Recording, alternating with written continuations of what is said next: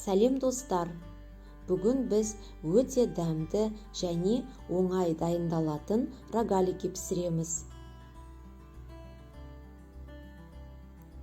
Ол үшін 500 грамм ұнға, 250 грамм сары май қосамыз, немесе маргарин қоссаңыздар да болады. Жарты шай қасық разрыхлитель қосамыз. Жақсылап араластырып аламыз. Ұнтақ болғанша. Крошка. Видеода көрсетілгендей. Енді 200 грамм қаймақ қосамыз. Бір жұмыртқаның сарысын қосамыз.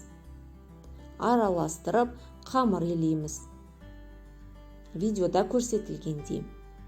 Қамырды холодильникке 2-3 сағатқа қоямыз.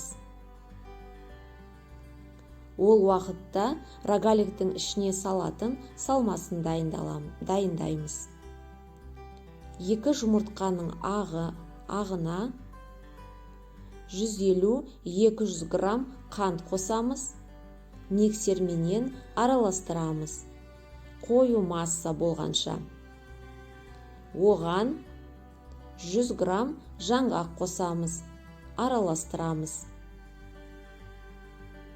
Қамырды холодильниктен алып, тең бөлшектерге бөліп аламыз.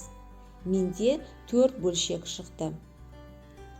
Енді күлшелерімізді жайып, видеода көрсетілгендей сегменттерге бөліп аламыз. Әрқайсына начинка салып шығамыз.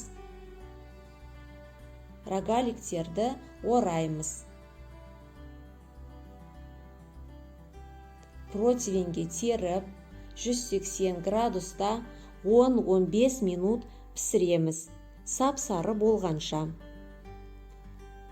Рогаликтер дайын. Енді үстіне сахарный пудра себеміз.